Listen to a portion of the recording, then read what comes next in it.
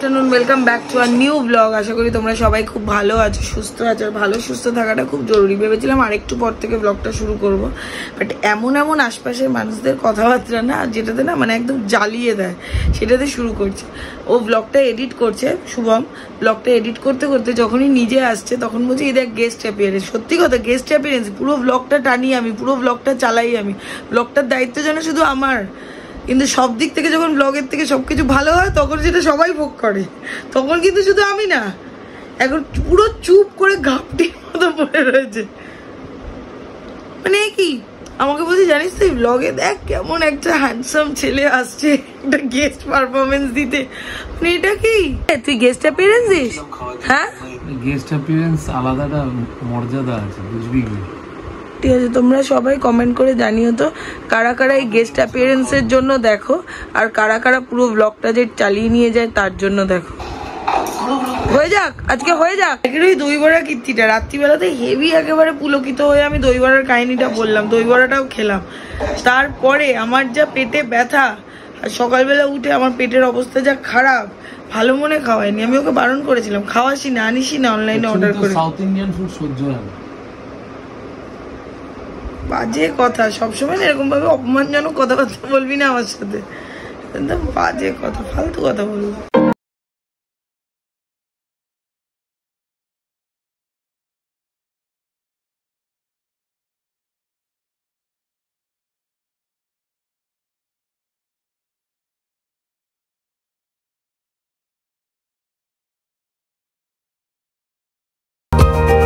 Good afternoon, welcome to Shubhris family. চলে টাটকা blog নিয়ে। আশা করি সবাই ভালো আছে এবং সুস্থ আছে। আজকে হনুমান জয়ন্তী, সবাইকে হনুমান জয়ন্তী শুভেচ্ছা।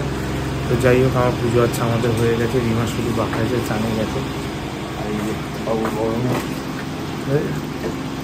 সবেতেই জয়ন্তী উপলক্ষে আজকে ভেজ। এখানে দেখছি ঢেঁড়স সেদ্ধ, আলু সেদ্ধ, উচ্ছে সেদ্ধ, পোস্তর বড়ার, পটল ডাল। আজকে গরমটা কম, রোদের তেজটাও কম আছে। এই বেরোলাম আর কি। আজকে টানা পরপর কতগুলো কাজ আছে, সেগুলো সারতে হবে। তারপরে এই মা হয়তো মাদের নিয়ে বেরোবে সেই ধোসা কফি। তো যাই হোক, কারণ প্রত্যেক দিনের চ্যালেঞ্জ হচ্ছে এই শাটারটা তুলে গাড়িটা বার করা। এটা আমার কাছে একটু লেথার্জিরই ব্যাপার। যাই হোক, করতে তো হবে। যে কালকে যেটা বলছিলাম, একটা ছোট্ট মতো কর্পোরেটে সেট আপ করতে হবে, জাস্ট স্টেজ করে একটা স্ক্রিন লাগিয়ে দিতে হবে। সেই সেট আপটার কাজ এখনই শুরু হয়ে যাচ্ছে অলরেডি।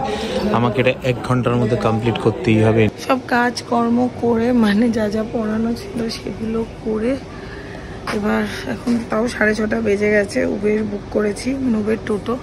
যাচ্ছি ব্রত দিদির কাছে। আমার একটা মাসের পুরো গ্যাপ ছিল ডায়েটটা, সেখানে হয়তো একটু ওজন বেড়ে হচ্ছে বা ডায়েট স্টাক হয়ে যায়, একদম ওজনটাও স্টাক হয়ে যায়।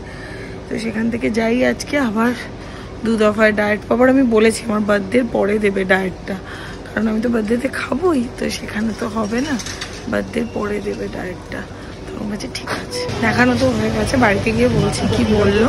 তার আগে আমি একটুখানি ড্রাই ফ্রুটস কিনবো। ব্রত দিদির কাছে গেছি, ড্রাই ফ্রুটস আর ফল না কিনলে হয়।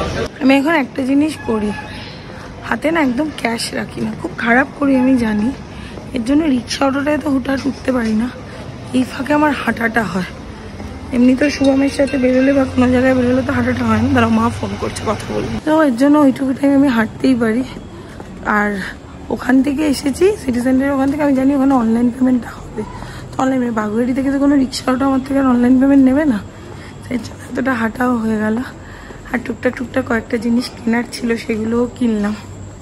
কিনে ঠিনে তারপরে একটু মা ফোন করলো, এই মা ফোন করলো, বাবা করতে করতে চলে এলাম। কীভাবে হাঁটাটা, আর আমাকে রোজ বলেছে 45 মিনিটস হাঁটতে। কি জানি, তোমরা আমাকে রোজ একটু কমেন্ট করো তো, রিমা হাঁটো, রিমা হাঁটো। তবে আমি একটু হাঁটবো ভেবেছিলাম। আজকে মাকে আর সোনাইকে নিয়ে একটু ওই লেকটাউনে ধোসা কফিটাতে যাবো। আমি সেই ধোসা কফি করেই যাচ্ছি রোজ দিন। তোমাদেরও শুনতে হয়তো বিরক্ত লাগে, যেতাম আজকে। তো শুভম বললো শুভম আসবে, তো এর জন্য ধোসা কফিটাতে আর আজকে যাব না। পরে একদিন শুভম যদি 7টা 7:30 এরকম টাইমে বেরোয়, শুভম এই টাইমটা আসে একটু 10টা অবধি থাকে। তো কারোরই তখন ইচ্ছে করবে না, এতটাই কম টাইম থাকে বাড়িতে, কারোরই ইচ্ছে করবে না যে তখন বেরোই। তাই এখন পোস্টপন, পরে যাবো। এখন না সবাই ব্লগ করলে ঘুরে ঘুরে দেখে কি মেয়েটা পাগলের মতো ক্যামেরায় কথা বলছে। তারপরে কি অনেকে জিজ্ঞেস করে ব্লগ করো, এই হচ্ছে টোটাল সেট আপ তৈরি হয়ে গেছে, একটা কর্পোরেট প্রোগ্রামের সেট আপ হচ্ছে। এখানে সাউন্ড সিস্টেম, এখানে প্রজেক্টর, এখানে ব্যাকড্রপ, ওখানে কনসোল, এখানে লাইট, সমস্ত পুরো রেডি হলটা আপাতত। শুভম বললো শুভম আসবে না, অলমোস্ট 9:45 বেজে গেছে, কখন যাবো জানি না। তো মা বললো হ্যাঁ তবে চ। তো মাকে বললাম রেডি হতে, মা শোনাই রেডি হচ্ছে, আমি তো রেডি ছিলাম। আর এখন চোখে মুখে কিছু আর লাগাতেও ইচ্ছে করে না, এত গরম লাগে। যাই হোক, তারপরে ধোসা কফিটা একটু ঘুরে আসি। এই যে ধোসা কফি, আর এই যে মা প্রথমবার, সোনাই এই নিয়ে সেকেন্ডবার, না এখানে না অন্যটাতে খেয়েছি। তো আমি অর্ডার দিয়েছি একটা ইডলি, সোনাই অর্ডার দিয়েছে একটা ফ্রাইড ইডলি, আর মা অর্ডার দিয়েছে একটা প্লেন ধোসা। বাট ফাইনালি একটা জিনিস অর্ডার দেওয়া হয়েছে, সেটা হলো দই বড়া। একটা দই বড়া আমরা সবাই মিলে ভাগ করে খাবো। আমি তো বেরিয়ে গেছি, যেখানে একটা ছোট্ট সেট আপ ছিল সেই সেট আপটা কমপ্লিট করে একটা ক্লায়েন্ট আমাকে হঠাৎ ফোন করে ডাকলো, বলো শুভ একটু কয়েকটা জিনিস বোঝার আছে, এসো। অনেক পরের ক্লায়েন্ট, নভেম্বর ডিসেম্বরের ক্লায়েন্ট, বাট কয়েকটা জিনিস উনি থাকেন না এখানে। তো বললো আমি বেরিয়ে যাবো, তো একটুখানি একটু বুঝিয়ে দিয়ে যাও। বললাম ঠিক আছে, যাওয়াটা তো উচিতই। তো সেইখানে জাস্ট ওই প্রোগ্রামটা চলছে, আমি বসিয়ে কোনো রকমে এলাম আর কি, এটাকে কমপ্লিট করেই আবার চলবো। আমি না আসার পর খেতে শুরু করে দিয়েছি, শোনাই না অনেকে তাকে বলে তুমি দেখলে না খাবারটা, হ্যাঁ আমি খেতে পেয়েছি, তাই খেতে শুরু করে দিয়েছি। আমি তো নিয়েছি ইডলি, সেই ইডলি সোনার ফ্রাইড ইডলিটা দেখার। এর আগে তুই ফ্রাইড ইডলি খেয়েছিস ওই ফিরঙ্গি ম্যান্ড্রাজে, এটা দই বড়া, এই সেই যার পেছনে কালকে আমি সারাদিন ছিলাম।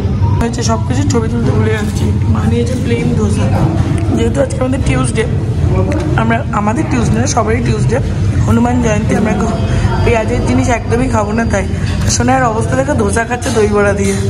সোনাই জেনারেলি দই বড়া খায় না। সোনাই এটা দই বড়ার ফিডব্যাক দুর্দান্ত। মা কেমন খাবার? অসাধারণ না? এই যে ফ্রেঞ্চ ফ্রাইয়ের মতো ইডলি ফ্রাই। মা এটা দারুণ প্রশ্ন করে চাল, সত্যি পুরো ফ্রেঞ্চ ফ্রাইয়ের মতো দেখতে না? বাড়িতে চলে এসেছি, সোনাই চলে গেল শুতে, কারণ ওই সকালবেলা মর্নিং শিফট আছে, আমার একটা ক্লাস আছে, তার প্রিপারেশন নেব। কারণ কস্টের ক্লাস আছে আমার, যে কোনো রকমের অ্যাকাউন্টস, কস্ট, ইকোনমিক্স, এই ধরনের সাবজেক্টগুলো যখন ক্লাস থাকে তার আগে আমি নিজে একটু পড়াশোনা করে নিই, তারপরেই আর কি আমি ক্লাসটা করাই। মানে এরম না যে আমি কনফিডেন্ট থাকি না বা কিছু, বাট এটা অভ্যেস বলতে পারো। এটাতে মনে হয় যেন আমি একটু বেশি কনফিডেন্ট থাকি, এর জন্য আমি একটা দুটো অঙ্ক করে নিই, দেন আমি করাই ক্লাসটা। সেই অঙ্কগুলো না করালে অন্য অঙ্কগুলো করাই। আর আমি আমার স্টুডেন্টদেরকে না অঙ্কের ক্লাসে হোমওয়ার্ক খুব কম দিই, আমি সামনে বসিয়ে প্রচুর অঙ্ক করাই। তো ক্লাসটা লম্বা চলবে, 11:30 থেকে ক্লাস। এবার শুভম এখনো আসছে না, শুভম কি এসে আবার বেরোবে কিনা সেটাও জানি না। সব কিছু মিলিয়ে ঝুলিয়ে একটু কনফিউজ আছি। যদি শুভম চলে আসে তখন ওর সামনে আবার বসে সারাদিন খাটাখাটির পর ওর সাথে আবার সারা বসে ওর সামনে ওই ক্লাস করাবো, মানে বিরক্তির ব্যাপার। যাই হোক, আজকে তো ধোসা কফিতে টাইমটা ভালোই কাটলাম। আমি চেয়েছিলাম আমার মাকেও একদিন নিয়ে যাব। আমার মা অ্যাকচুয়ালি বেরোতেটা একটু কম চায় বাড়ি থেকে, এটা একটু সমস্যা, আর গরমের মধ্যে তো আরও চায় না। তাও একদিন নিয়ে যাব, মাকে বললাম যে মা একদিন ওই মাকে সন্ধ্যেবেলা যাবো। এটা আজকে তো গেছিলাম 9টার সময়, তাই অনেক দেরি হয়ে গেছিলো। ঠিক আছে, সকাল থেকে গরমটা আমার মনে হয় একটু কম ছিল, এখন আবার মারাত্মক গরম। তো রিমারও দুদিন, একদিন বাংলা মতে একদিন ইংলিশ মতে জন্মদিনটা পড়েছে। তো যাই হোক, কালকে ওকে একটু মাছ দেওয়া হবে, তারপরে পরশু দিনকে মেইন জন্মদিনটা পালন হবে, তাই আপাতত মাছ কিনতে বাজে পড়ানো শেষ হলো, আর হঠাৎ করে দেখি আমার মা আমাকে কল করেছে। আমি বললাম হ্যাঁ হ্যালো বলো। আর ভয় লাগে গো রাত্রিবেলা কল এলে। আমি বললাম আর আজকে আমার ছোটো মাসিও ফোন করেছিল, মাসিমণি ভীষণ কান্নাকাটি করছিল, অনেকদিন যাওয়াও হয় না, আমরাও নানান কাজে ব্যস্ত হয়ে গেছি এই কারণের জন্য। মানে আমার ভাইটার সাথেও ভিডিও কলে দেখি ওর মুখটা, খারাপ লাগে। ওরাও দুজন ওখানে একা রয়েছে, ওদেরও বাড়ির কাজটা চলছে, নইলে ওরাও আসতো আমাদের বাড়িতে, আসবে অবশ্য কিছুদিন পরে।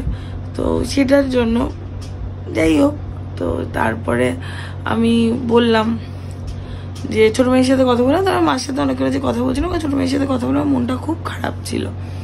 তো তারপরে মা দেখি হঠাৎ করে 12টার সময় ফোন করে আমাকে বলছে শোন না, আমি বলো শুভ জন্মদিন, আজকে তো তোর বাংলা মতে জন্মদিন। আমি বললাম ও তাই? বলছে যে এটা আমার খেয়াল ছিল যে বাংলা মতে জন্মদিন, সেটার জন্য মা রাত্রি 12টার সময় ফোন করে উইশ করবি, সত্যি খুব আনএক্সপেক্টেড ছিল। এইসব টাইমে না নিজেকে খুব ব্লেসড মনে হয় যে সত্যি মানে এখনো আমরা এই আশীর্বাদগুলো পাচ্ছি বলে হয়তো এতটা এগিয়ে যেতে পারছি।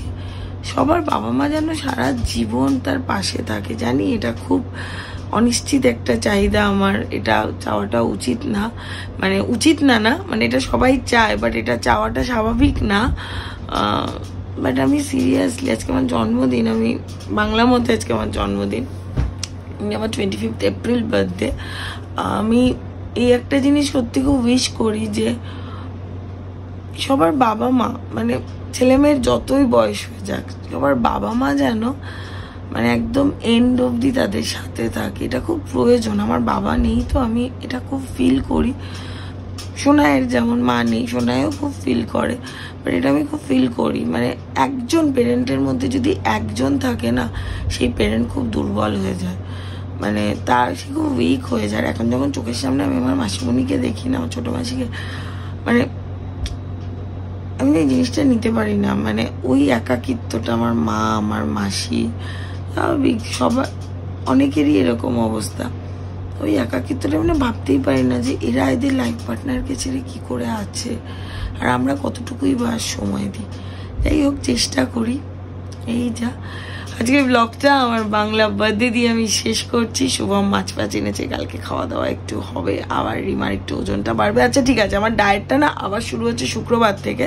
আমি আমার ডায়েটিশিয়ানের পারমিশন নিয়ে কালকে খাওয়া দাওয়া করব, তাই তোমরা কেউ কোনো চিন্তা করো না, একদম বিন্দাস, সব কিছু ঠিক হবে। আর প্লিজ প্রে করো আমাদের সব কিছু যেন খুব তাড়াতাড়ি কাটিয়ে উঠতে পারি, আর খুব তাড়াতাড়ি যেন খুব ভালো ভালো ব্লগ নিয়ে আসতে পারি। ভালো থেকো, সুস্থ থেকো, ভালো রেখো, সুস্থ রেখো। গুড নাইট, শুভরাত্রি, টাটা।